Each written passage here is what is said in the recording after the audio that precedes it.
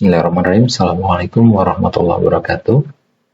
Halo, selamat datang di channel saya. Saya Edi Kurniawan, Profesor Linguistik. Dalam channel ini kita akan mengupas tuntas hal ihwal kebahasaan atau dunia pendidikan. Dalam video kali ini, saya akan membahas mengenai bahasa manusia pertama atau asal-usul bahasa manusia. Nah, kita yakin bahwa manusia pertama itu adalah Nabi Adam. Nah, tapi yang belum kita ketahui, apakah bahasa Nabi Adam itu? Dan apa urusannya dengan Raja Firaun? Baik, kita mulai dengan urusan Firaun dulu. Jadi, apa urusan Raja Firaun dengan penelusuran bahasa pertama? Apalagi dengan Nabi Adam misalnya. Nah, rupanya Raja Firaun I ini begitu penasaran untuk menelusuri bahasa pertama. Jadi dia ingin tahu asal-usul bahasa dia ya waktu itu. Dalam eksperimen yang disebut dengan eksperimen Psammeticus, Raja Firaun pertama ini yang berkuasa di tahun 664 sampai 610 sebelum Masehi itu melakukan eksperimen untuk mencari tahu asal-usul bahasa manusia. Eksperimennya sangat unik. Dia merintahkan 2 bayi untuk dibawa ke tempat terpencil dan dilarang untuk diajak berbicara. Nah, setelah 2 tahun, pengasuh bayi ini melaporkan kepada Firaun bahwa kedua bayi ini mendekati dia dan menangis membunyikan bekos.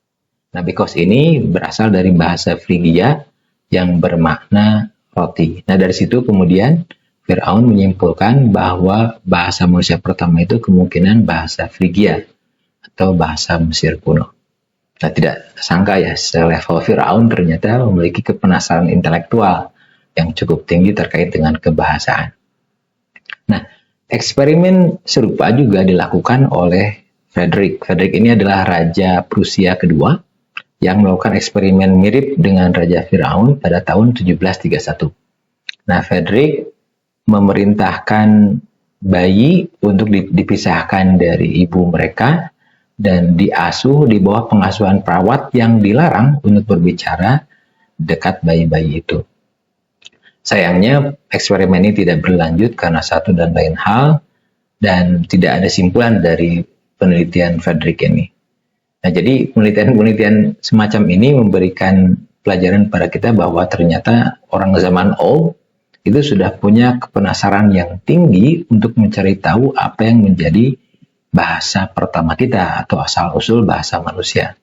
Nah, karena penelitian semacam ini bermasalah, penelitian ini kemudian disebut dengan the forbidden experiment karena tidak etis dan melanggar hak asasi manusia. Betapa tidak? Penelitian melibatkan bayi yang diisolasi dari ibunya dan dikorbankan hanya untuk kepentingan riset. Terlalu. Dari sudut pandang ilmu bahasa kontemporer, bahasa manusia pertama itu kemungkinan besar belum bisa dipastikan.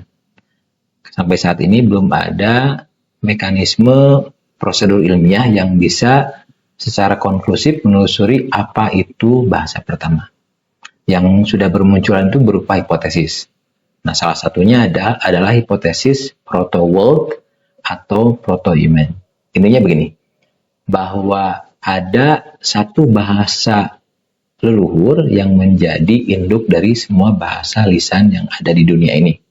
Tentunya ini bersifat spekulatif dan belum bisa dianalisis menggunakan lensa linguistik kontemporer. Nah, upaya ilmiah berikutnya juga pernah dilakukan oleh profesor dari Universitas Bologna, yaitu Profesor Alfredo Trombetti, yang menerbitkan buku terkait dengan asal-usul bahasa pada tahun 1905.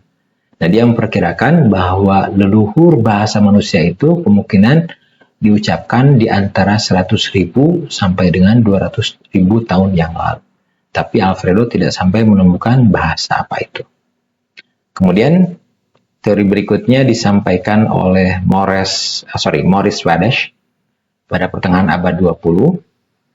Dia mengumpulkan data bahasa dari berbagai bahasa modern dan bahasa kuno atau klasik untuk mencari apa yang menjadi bahasa pertama. Nah, tapi lagi-lagi dia juga tidak sampai pada kesimpulan bahasa pertama itu misalnya bahasa apa. Nah, Swadesh ini juga yang mempelopori daftar kata Swadesh atau Swadesh List yang cukup populer di para linguis yang melakukan penelitian lapangan, termasuk tim kami yang melakukan penelitian lapangan di suku Baduy Dalam, Banten. Nah, teori lain terkait dengan asal-usul bahasa pertama ini ada yang disebut dengan out of Africa, yang dicetuskan oleh Charles Darwin. Tentu semua tahu ya siapa Charles Darwin. Nah, Darwin ini mengusulkan bahwa bahasa manusia pertama itu berasal dari wilayah Afrika. Jadi ini lebih spesifik. Kemudian dari situ berkembang seiring dengan perpindahan atau migrasi manusia dari Afrika ke benua-benua yang lain. Nah, spekulasinya Darwin kemungkinan muncul bahasa ini sekitar 50.000 tahun yang lalu. Diduga Homo sapiens lah yang dengan kapasitas kognitif, anatomi yang mumpuni, yang mengucapkan bahasa manusia pertama. Nah, kemudian mereka meninggalkan Afrika dan menyebarkan bahasa ini ke benua-benua tetangga.